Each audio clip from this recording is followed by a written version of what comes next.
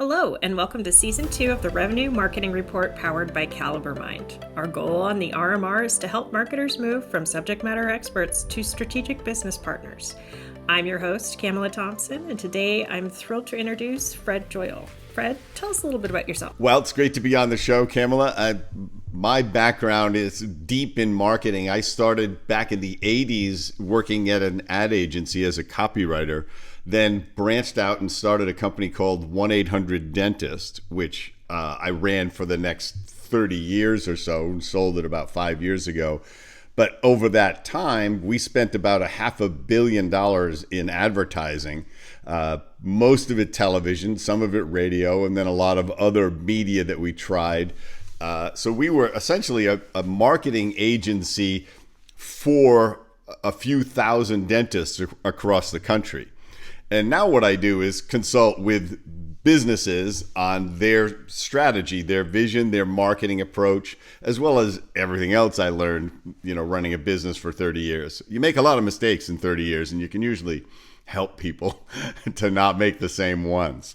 So, and I've written a book called Superbold, which is how to cultivate the superpower of boldness in a systematic way, which is something I had to learn myself. So that's been my latest passion project. Yeah, and I have heard you used to be painfully shy, and it's very hard for me to picture that because I've just met you recently, and you're a dynamic speaker and well stated. So would love to pick your brain on how other people can use that knowledge to help transform how they approach their own career. It's extremely valuable in business today. You have to be good on your feet. You have to be confident and persuasive with your ideas. If you're working in marketing, I remember back when I was pitching ideas to clients in an ad agency, is half of it, of the selling of it, was how energetically and passionately and articulately I pitched the campaign that we wanted them to produce, produce for their company.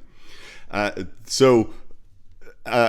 you said, I started out as an incredibly shy person. I couldn't ask a girl on a date. I couldn't even make a phone call when a guy tried to hire me to work for his business, and I couldn't cold call at all. I couldn't dial a phone. And I missed just tons of opportunities and realized that hesitation and underconfidence was impairing me from experiencing life and to the fullest, and having fun and meeting people and getting ahead. And so I was watching bold people all the time because I would meet them and I would say, why do they like this? What's the deal with them? Are they genetically like this? Are they born this way? And then I realized I just started to emulate them, and even though it made me uncomfortable, and I gradually built up my confidence and boldness steadily, and then I just started learning things. I took improv classes, I took acting classes, I actually did stand-up for about a year. Those kind of things, they build up your boldness muscle and confidence muscle, because most people are terrified of those things. And once you do them, you realize how they get done, and it rewires you. So I put the book together as a systematic approach to doing it, very compressed from the decades I spent doing it, into a systematic way that you can start applying it and building your boldness muscle so that in 90 days you're radically different, and you have a system for doing it and never miss out on opportunities. If you have a situation where you're feeling underconfident, you know what to do. You know how to get out of that blockage, that mindset, and step up and chase your dreams, chase the person, chase the opportunity, and have fun. But the point is, you'll have 5 or 6 times in your life where it will be critical that you step up, or you speak up, or you take this opportunity because the window's going to close, and you're going to want to have the ability to do that. And that's what this book gives you. That's what super boldness is you can call on it when it matters most. Because a lot of people are confident until it matters. And then they crumble. They're confident with their friends. They're confident at work. They're outgoing. And then all of a sudden, when it really matters, they got nothing. They clam up. They hold back. The voice in their head tells them, you're not worthy. You don't belong here. You're not good enough. And they listen. And it stops them. Yeah, negative self-talk is just the worst. I can relate so much. I was so shy growing up, and obviously I'm not anymore. I think there were a few key turning points. Like at a certain age, you realize that everybody's so worried about themselves. The amount of mental real estate they give you is actually pretty fractional. So even if you do something super embarrassing, they're not going to remember it as long as you do, unless it was super, super epic. And then at that point, you just own it. Right. Well, and you're the one carrying it around, playing it over and over in your head. They're not playing your movie over and over, and they're thinking about themselves, and just like we are. And so when you release yourself from that, it's a huge insight to realize that people are not thinking about you anywhere near as much as you think they are. And also calculate whose opinion you really care about. Because, when we're underconfident and shy, we go like, oh, everybody's going to laugh at me. And it's like, everybody, I guarantee you half the people aren't even going to notice you, right? Yeah. And if they don't know you, why would you worry about their opinion? This is bold people. Don't worry about everybody's opinion. Yep. They worry about their dreams, what they're trying to achieve, the difference they're trying to make. And that's where their energy goes, and that's where their brain goes, and that's where their self-talk goes. It's like, I got to get there. I got to try this. I got to make some discoveries here. I got to fail upward. So I think we're seeing a bit of a shift in the market and how marketing operations is perceived. It used to be non-existent. And then we got marketing automation tools and all this digital technology, and then we needed somebody in place. But I think a lot of people out there still feel like they're kind of operating in a vacuum within the marketing department. The marketing department only comes to them when they urgently need something because they're not involving them early in the process. And they don't really understand what they do day to day and how busy they are. What opportunities do you see there to start kind of taking ownership of your own story? One of the things that real confidence allows you to do is be very comfortable offering feedback, in taking feedback, and bragging about yourself in a humble sort of way. You have to be comfortable saying, letting people know what you've accomplished. And you've got to find a workplace where they are going to listen to you. Because if that's not happening, one, you're going to be really unsatisfied in your job. And two, they're not going to pay you what you're worth. And you're not going to get better because you're not integrated in helping the business. You will have less impact. So what I recommend is you just, one, find a place where they're open to listening to you, and get good at offering clear, concise, unemotional critique and input to the business so that the business is benefiting from you. And that's the pitch. It's like, I want to give you 100% of what me and my department are capable of.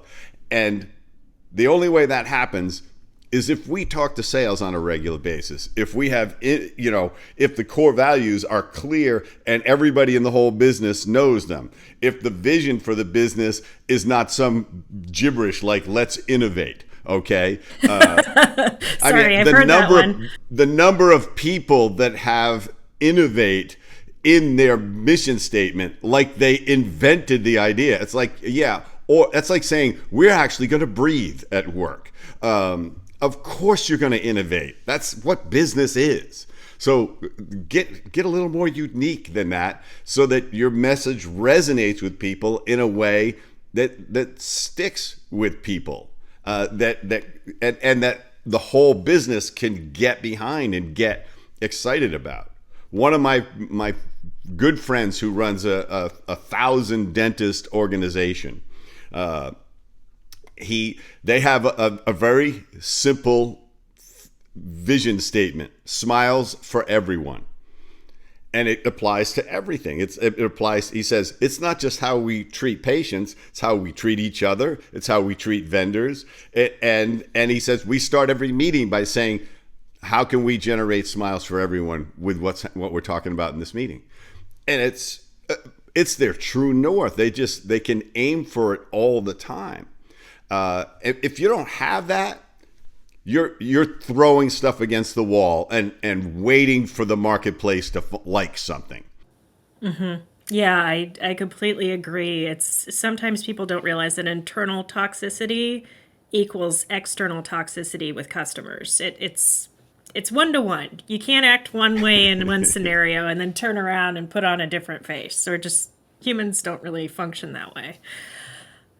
So coming back to the marketing operations scenario, and I want to see if this resonates with you. So I've seen once a precedent is set, it's really hard to go back and change people's perceptions and behavior. So if you're very ingrained in a place of taking tickets and not speaking up and not contributing, it's going to be really hard to change your behavior in that environment unless you have somebody in the leadership position who's really supportive of you making that shift. Have you seen that? I mean, I'm hearing you say you should look for a place that will allow you to do that. And to me, that kind of is along the same track of getting stuck in that rut of behavior.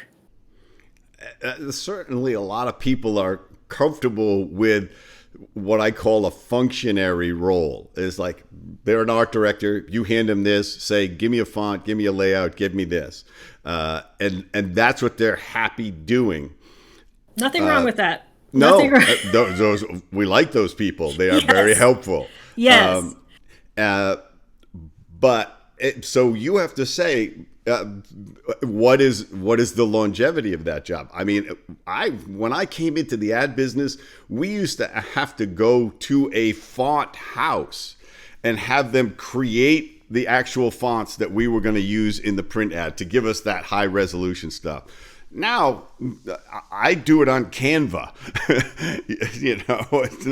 None of that stuff had to happen. So you still have to be on an evolutionary track in your job. So you have to say either this has to be a learning organization and I'm a learner in the organization, or your job's going to disappear. We live in a world where jobs disappear. I mean, I watched the transition from these guys who edited movies, which was an incredible skill. And it was all done literally cutting up strips of film. And then in 2 years, it flipped and those guys couldn't get a job anymore because it was all done on Avids, which was the first editing system. And when directors saw that, they went like, I could just slide stuff around like this. That's fantastic. And those guys were geniuses, the editors. They would create incredible storylines. They were masters of that craft. It just disappeared. And plenty of them adjusted, but a whole bunch didn't. Because they said, I don't think that's going to, whenever you say that's never going to happen, you have to ask yourself why the heck you think that. Yeah, as a brand marketer and copywriter, I always kept an eye on the AI. I don't think we're there yet, based on some of the things I've seen coming out of there. Eventually, I think we could. So I think it's important. I think what really motivated me to start speaking up and moving towards leadership roles was watching really great leaders have so much influence on their team and build them up to be successful later on in their career. And that's what I wanted to do. So if you're feeling like you need to make that shift from, I'm happy, I just want to learn the technology, I'll just, let's grind through this, to I want to have an impact on the people around me, that I think is a tricky maneuver if you're staying in the same company unless you have a lot of support. Yeah, and it takes boldness to jump businesses. and to jump career definitions. But otherwise, years go by. There's the easiest thing in the world is to think you're going to get to something next year because it's far enough away. Yeah. It's like Dick's Last Resort, that food chain. They have a big sign that says "free beer tomorrow," and it's that same mindset. I can get to that, and suddenly you're 25 and 35 and 45, and you haven't gotten to it.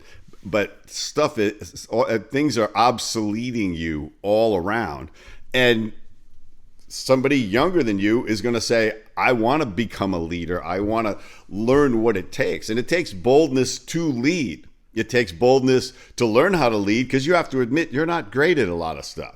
I'm still learning how to lead. I led a company for 30 years. We had a fantastic culture.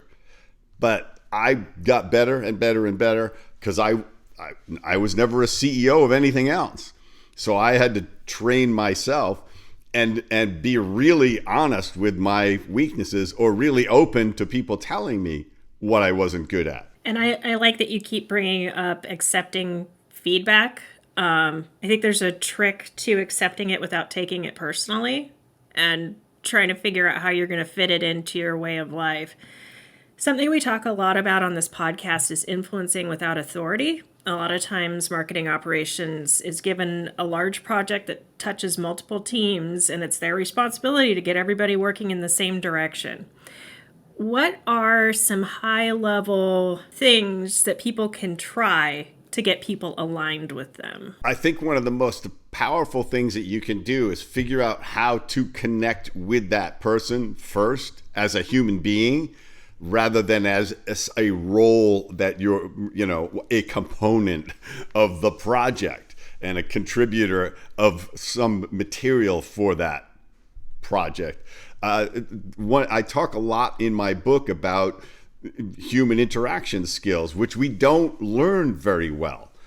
And one of the things I talk about with a very specific technique is how to make the person you're talking to feel like the most important person in the room, the most interesting person in the room. When you can do that, you have tremendous persuasive leverage with that person because they've opened themselves to you because you found them interesting.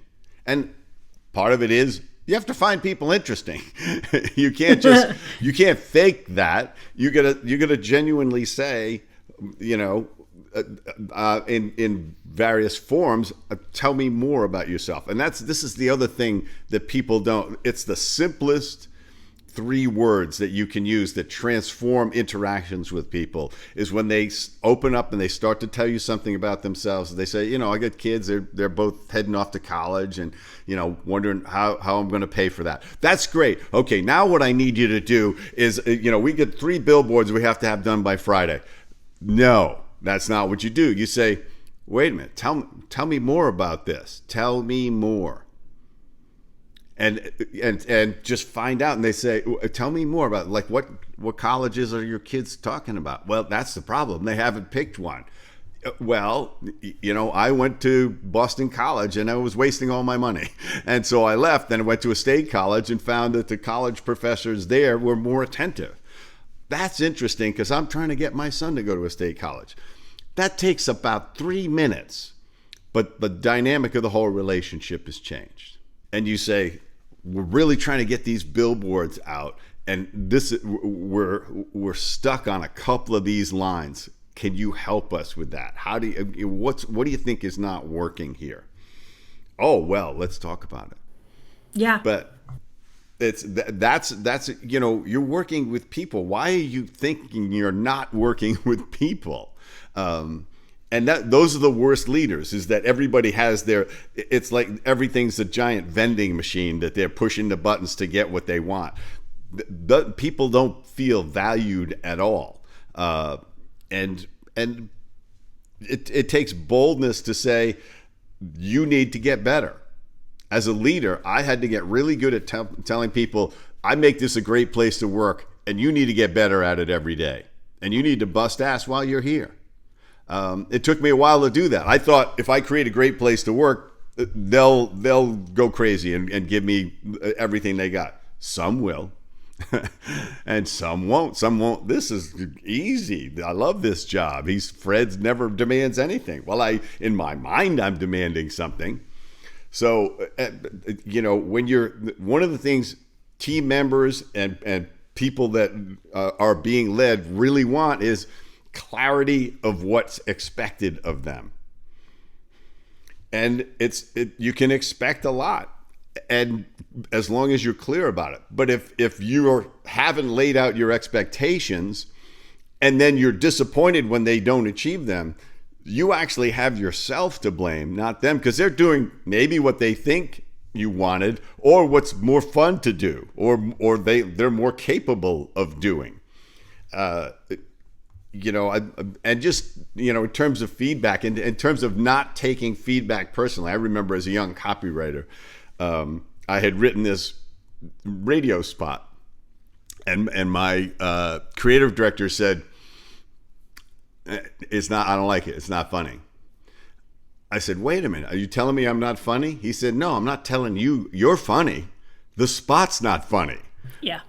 And in an instant, I learned to separate myself from my creative.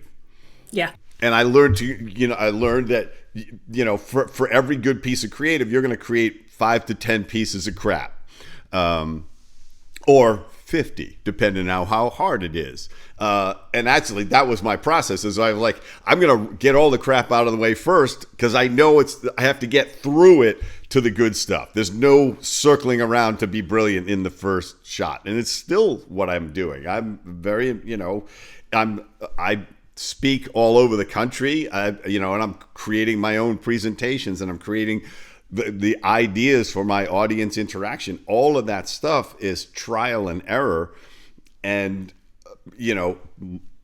saying that's not good enough to myself. It's a really powerful thing to be able to say, instead of, I think I've done enough. What you find is the more you demand of yourself creatively, the more you'll come up with. Yeah, it's amazing how much content you can crank out. It's not going to be a home run every time, but if you are thoughtful and learn from it, you're just always improving. So just wanted to reiterate some things I'm hearing here. So first, connect with people personally. I know a lot of introverts are not super good at small talk, but it's something people do for a reason. I had to be coached into going to networking events and hanging out with peers face to face. It's super important. Now I coach people to do the same thing. Yeah, small talk has a negative connotation. It's like, no, you don't start with big talk. You don't say who died recently that you know. That's not how you start a conversation. That's the reason why you talked about the weather is fairly harmless. But a lot of what I talk, my book is full of exercises that teach you how to interact with people, starting at a very basic level, and so that you can walk up to any stranger and start a conversation. And it could go on for 20 minutes, or it could just be a quick compliment and you're off. But you develop that life skill. When people say I'm shy, it's like, no, you're not shy. You behave in a shy way sometimes. Yeah. And it's not helping. And it's not helping you. And so you've said, well, I'm an introvert. Oh, that's great. Is that helping, that label? Or do you just it's safe to feel introverted? A lot of people they label as extroverts are actually just very insecure and just need to get attention. What you want is real confidence about who you are as a person, and the boldness to put that into action. That's what boldness really is your confidence putting you into action where you're probably going to be uncomfortable, where you're going to be at risk, where you feel challenged. And this is a shift you can make, and stop defining yourself in ways that aren't helping you, just so you can be comfortable with it. Try something else on for size. I mean, if people say, "Are you an introvert?" I'll say, "Yeah, I'm a bold introvert." And they go, "That doesn't make any sense." I said, "Yeah, to you it doesn't. To me it does." Because there are times when I feel like I don't belong, and I talk myself out of it. And I walk into a situation and behave like I belong there. And you know what? So does everybody else, because that's the way I'm behaving. Yeah. Yeah, it's a spectrum too, like just because you're introverted doesn't mean you can't move towards the middle and learn some new tricks. So, in addition to reading the book, people should consider joining Toastmasters. It's a great way to learn how to speak publicly, take some improv classes, and maybe sit in a sales position or do some prospecting for a while. And that'll build the old accepting rejection without taking it personally muscle. Yeah, well, then one of the steps I talk about in the book is controlling the dosage of the experience. As you expand your confidence and boldness, you're moving into your discomfort zone. Don't make giant leaps in. Yeah. Make incremental leaps. A lot of what the design of the exercises is the same as the way you learn to do improv comedy. It starts at a nonverbal level, and you build up and up and up till the point where you can create scenes on stage with 3 other people with an audience suggestion with nothing prepared. Now, you can't start that way. You can't do that probably in the first year of doing it, but you will get better, and then you'll suddenly realize, oh, this is this technique to this. And a lot of it is just trusting the creativity and staying relaxed inside. All of these things are things anybody can learn how to do if you control the dosage of the experience as you develop it. But you'll get, if you focus on it, doing something every day towards it, if you just say, I'm going to talk to a stranger every day, that alone will change your life, because you'll realize it's pretty easy. Yeah. Yeah. Well, and you'll get exposure to more personalities, and it may even impact your perception. I really like what you're saying, because I think the key to sustainability is incremental change in so many things, almost all things. So I really appreciate that about your approach. So, Fred, thank you so much for being on. Where can people buy your book and find you online? So I'm on Amazon in hardcover. Superbold is in Kindle and in Audible as well, and it's me reading the book. And my website is fredjoyal.com, where you can download the first chapter of the book. I also do keynotes and executive coaching.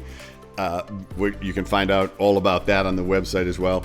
If you're reading the book in some sort of, or listening in a digital form, you can download the exercises from the website, which is because you're going to want the physical exercises. And it's about doing stuff. This isn't a book just to read. You're going to get good insights reading it, but the real transformation happens when you do the stuff.